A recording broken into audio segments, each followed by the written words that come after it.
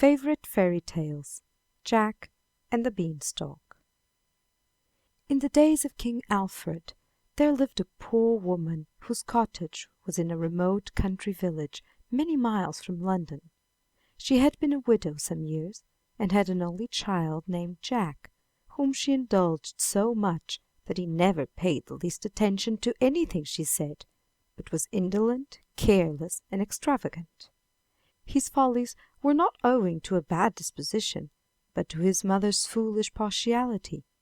By degrees he spent all that she had, scarcely anything remained but a cow. One day, for the first time in her life, she reproached him. "Cruel, cruel boy! You have at last brought me to beggary. I have not money enough to purchase even a bit of bread. Nothing now remains to sell but my poor cow. I am sorry to part with her. It grieves me sadly, but we cannot starve."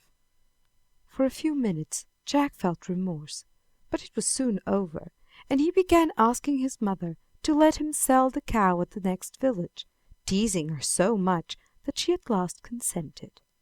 As he was going along he met a butcher, who inquired why he was driving the cow from home. Jack replied he was going to sell it. The butcher had some curious beans in his hat. They were of various colors and attracted Jack's attention.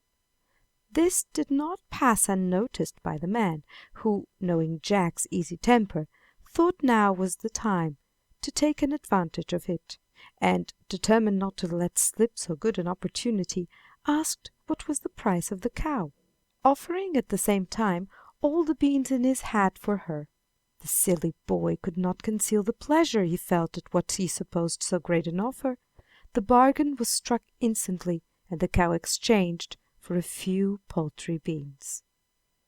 Jack made the best of his way home, calling aloud to his mother before he reached the door, thinking to surprise her. When she saw the beans and heard Jack's account, her patience quite forsook her. She tossed the beans out of the window, where they fell on the garden bed below. Then she threw her apron over her head and cried bitterly. Jack attempted to console her, but in vain, and, not having anything to eat, they both went supperless to bed. Jack awoke early in the morning, and, seeing something uncommon darkening the window of his bedchamber, ran downstairs into the garden, where he found some of the beans had taken root and sprung up surprisingly. The stalks were of an immense thickness, and had twined together until they formed a ladder like a chain, and so high that the top appeared to be lost in the clouds. Jack was an adventurous lad. He determined to climb up to the top, and ran to tell his mother, not doubting but that she would be as much pleased as he was. She declared he should not go, said it would break her heart if he did, entreated and threatened, but all in vain. Jack set out, and after climbing for some hours reached the top of the beanstalk quite exhausted.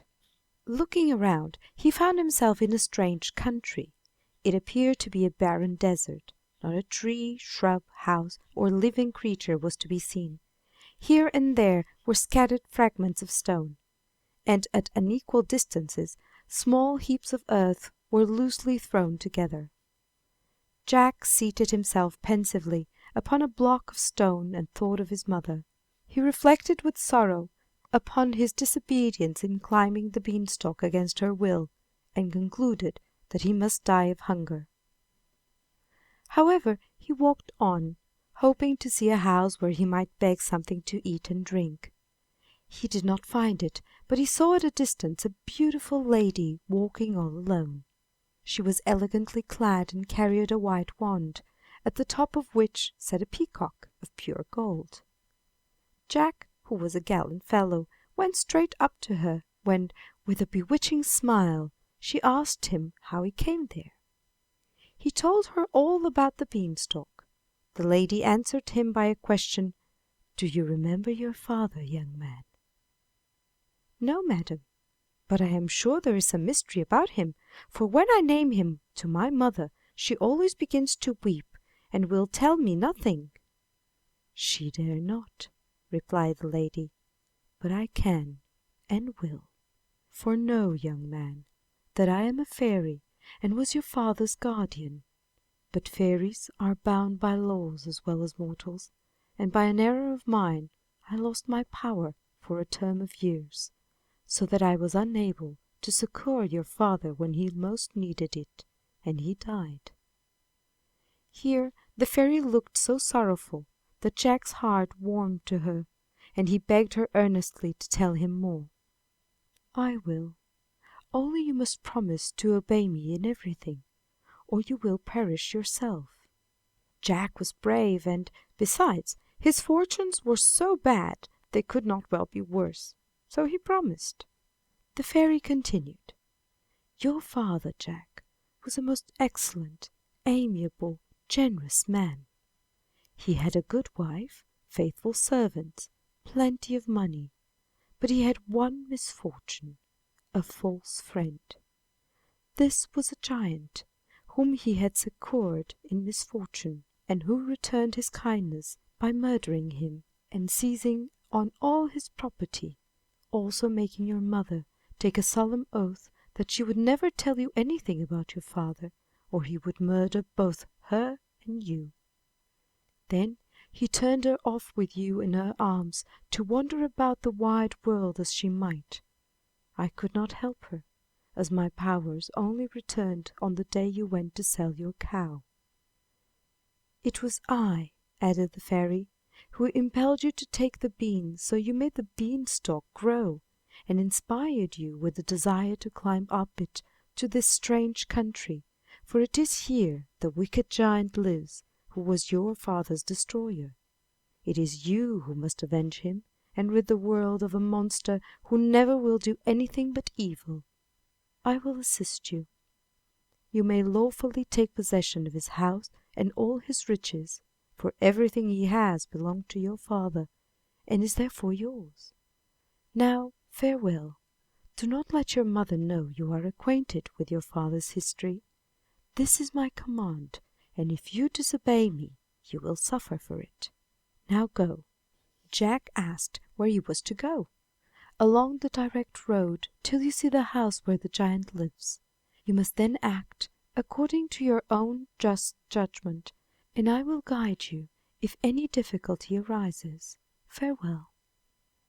She bestowed on the youth a benignant smile and vanished. Jack pursued his journey. He walked on till after sunset, when to his great joy he espied a large mansion. A plain-looking woman was at the door. He accosted her, begging she would give him a morsel of bread and a night's lodging. She expressed the greatest surprise, and said it was quite uncommon to see a human being near their house, for it was well known that her husband was a powerful giant who would never eat anything but human flesh if he could possibly get it, that he would walk 50 miles to procure it, usually being out the whole day for that purpose. This account greatly terrified Jack, but still he hoped to elude the giant, and therefore he again entreated the woman to take him in for one night only, and hide him where she thought proper. She at last suffered herself to be persuaded, for she was of a compassionate and generous disposition, and took him into the house. First they entered a fine large hall, magnificently furnished. They then passed through several spacious rooms in the same style of grandeur, but all appeared forsaken and desolate. A long gallery came next. It was very dark, just light enough to show that, instead of a wall on one side, there was a grating of iron which parted off a dismal dungeon, for whence issued the groans of those victims whom the cruel giant reserved in confinement for his own voracious appetite. Poor Jack was half dead with fear, and would have given the world to have been with his mother again, for he now began to doubt if he should ever see her more. He even mistrusted the good woman, and thought she had let him into the house for no other purpose than to lock him up among the unfortunate people in the dungeon. However, she bade Jack sit down and gave him plenty to eat and drink, and he, not seeing anything to make him uncomfortable, soon forgot his fear and was just beginning to enjoy himself when he was startled by a loud knocking at the outer door, which made the whole house shake. "Ah, that's the giant, and if he sees you he will kill you and me too!" cried the poor woman, trembling all over. "What shall I do?"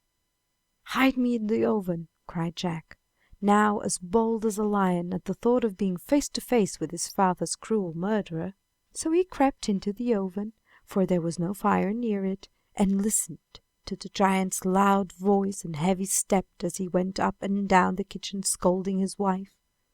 At last he skated himself at table, and Jack, peeping through a crevice in the oven, was amazed to see what a quantity of food he devoured. It seemed as if he never would have done eating and drinking, but he did at last, and, leaning back, called to his wife in a voice like thunder, "Bring me my hen." She obeyed, and placed upon the table a very beautiful live hen. "Lay!" roared the giant, and the hen laid immediately an egg of solid gold. "Lay another!" And every time the giant said this, the hen laid a larger egg than before. He amused himself a long time with this hen, and then sent his wife to bed, while he fell asleep by the fireside and snored like a roaring of cannon. As soon as he was asleep, Jack crept out of the oven, seized the hen, and ran off with her. He got safely out of the house, and finding his way along the road he came, reached the top of the beanstalk, which he descended in safety. His mother was overjoyed to see him. She thought he had come to some ill end. "Not a bit of it, mother. Look here," and he showed her the hen. "Now lay!"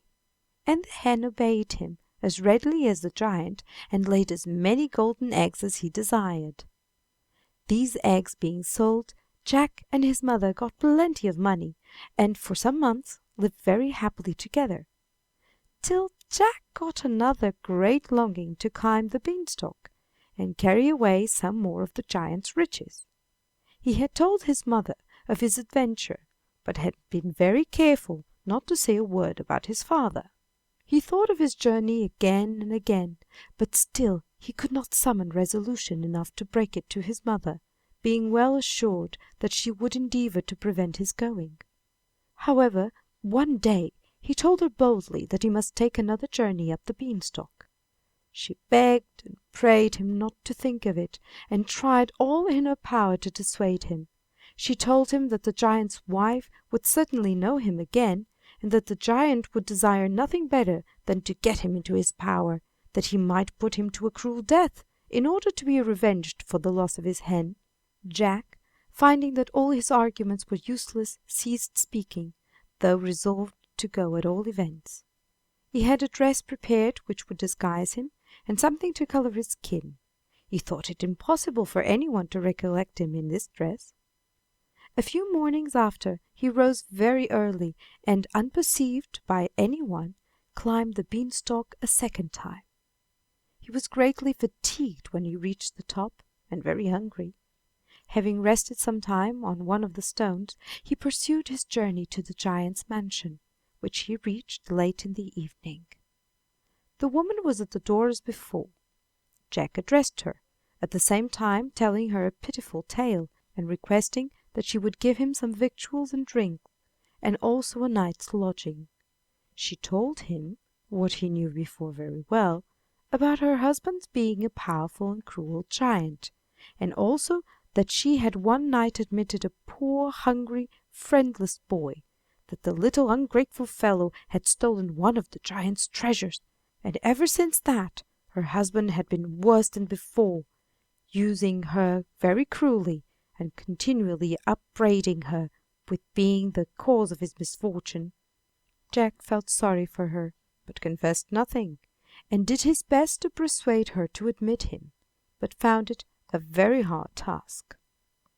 At last she consented, and as she led the way, Jack observed that everything was just as he had found it before. She took him into the kitchen, and after he had done eating and drinking, she hid him in an old lumber closet. The giant returned at the usual time, and walked in so heavily that the house was shaken to its foundation. He seated himself by the fire, and soon after exclaimed, "Wife, I smell fresh meat." The wife replied it was the crows which had brought a piece of raw meat and left it at the top of the house. While supper was preparing, the giant was very ill-tempered and impatient, frequently lifting up his hand to strike his wife for not being quick enough. He was also continually upbraiding her with the loss of his wonderful hen. At last, having ended his supper, he cried, "Give me something to amuse me, my harp or my money bags." "Which will you have, my dear?" said the wife humbly. "My money bags, because they are the heaviest to carry," thundered he. She brought them, staggering under the weight, 2 bags, one filled with new guineas and the other with new shillings. She emptied them out on the table, and the giant began counting them in great glee. "Now you may go to bed, you old fool." So the wife crept away. Jack, from his hiding place, watched the counting of the money, which he knew was his poor father's, and wished it was his own. It would give him much less trouble than going about selling the golden eggs. The giant, little thinking he was so narrowly observed, reckoned it all up, and then replaced it in the 2 bags which he tied up very carefully and put beside his chair, with his little dog to guard them. At last he fell asleep as before, and snored so loud that Jack compared his noise to the roaring of the sea in a high wind when the tide is coming in. At last Jack, concluding all was secure, stole out in order to carry off the 2 bags of money.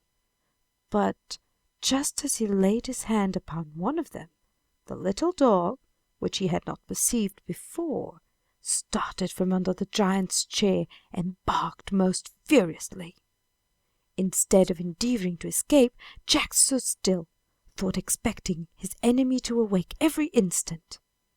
Contrary, however, to his expectation, the giant continued in a sound sleep, and Jack, seeing a piece of meat, threw it to the dog, who at once ceased barking and began to devour it.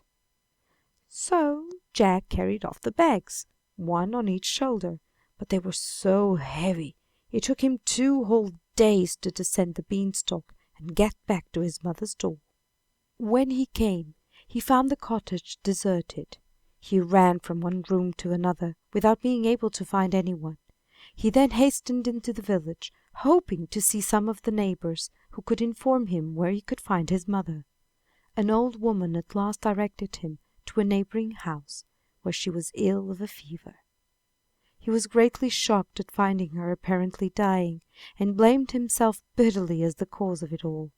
However, at the sight of her dear son, the poor woman revived and slowly recovered her health. Jack gave her his 2 money bags. They had the cottage rebuilt and well furnished, and lived happier than they had ever done before. For 3 years Jack heard no more of the beanstalk, but he could not forget it, though he feared making his mother unhappy. It was in vain endeavoring to amuse himself. He became thoughtful, and would arise at the first dawn of day and sit looking at the beanstalk for hours together. His mother saw that something preyed upon his mind, and endeavored to discover the cause. But Jack knew too well what the consequence would be should she succeed. He did his utmost, therefore, to conquer the great desire he had for another journey up the beanstalk. Finding, however, that his inclination grew too powerful for him, he began to make secret preparations for his journey. He prepared a new disguise, better and more complete than the former, and when summer came, on the longest day, he awoke as soon as it was light, and without telling his mother, ascended the beanstalk. He found the road, journey, etc., much as it was on the 2 former times. He arrived at the giant's mansion in the evening, and found the wife standing, as usual, at the door. Jack had disguised himself so completely that she did not appear to have the least recollection of him. However, when he pleaded hunger and poverty in order to gain admittance, he found it very difficult indeed to persuade her. At last he prevailed, and was concealed in the copper. When the giant returned, he said furiously, "I smell fresh meat." But Jack felt quite composed, since the Jack had said this before and had been soon satisfied. However, the giant started up suddenly, and, notwithstanding all his wife could say, he searched all round the room. While this was going forward, Jack was exceedingly terrified, wishing himself at home 1,000 times, but when the giant approached the copper and put his hand upon the lid, Jack thought his death was certain. But nothing happened, for the giant did not take the trouble to lift up the lid, but sat down shortly by the fireside and began to eat his enormous supper. When he had finished, he commanded his wife to fetch down his harp. Jack peeped under the copper lid and saw a most beautiful harp. The giant placed it on the table, said, "Play," and it played of its own accord, without anybody touching it, the most exquisite music imaginable. Jack, who was a very good musician, was delighted, and more anxious to get this than any other of his enemy's treasures. But the giant, not being particularly fond of music, the harp had only the effect of lulling him to sleep earlier than usual. As for the wife, she had gone to bed as soon as ever she could. As soon as he thought all was safe, Jack got out of the copper, and, seizing the harp, was eagerly running off with it. But the harp was enchanted by a fairy, and as soon as it found itself in strange hands, it called out loudly, just as if it had been alive, "Master! Master!" The giant awoke, started up, and saw Jack scampering away as fast as his legs could carry him. "Oh, you villain! It is you who have robbed me of my hen and my money bags, and now you are stealing my harp also. Wait till I catch you, and I'll eat you up alive." "Very well, try!" shouted Jack, who was not a bit afraid, for he saw the giant was so tipsy he could hardly stand, much less run, and he himself had young legs and a clear conscience, which carry a man a long way.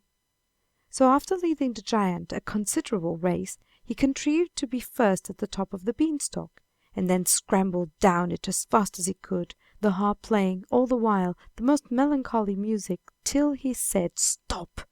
and it stopped. Arrived at the bottom, he found his mother sitting at her cottage door weeping silently. "Here, mother, don't cry! Just give me a hatchet! Make haste!" For he knew there was not a moment to spare. He saw the giant beginning to descend the beanstalk. But the monster was too late. His ill deeds had come to an end. Jack, with his hatchet, cut the beanstalk close off at the root. The giant fell headlong into the garden and was killed on the spot. Instantly the fairy appeared and explained everything to Jack's mother, begging her to forgive Jack, who was his father's own son for bravery and generosity, and who would be sure to make her happy for the rest of her days. So all ended well, and nothing was ever more heard or seen of the wonderful beanstalk. End of Jack and the Beanstalk. Recording by Sandra Luna.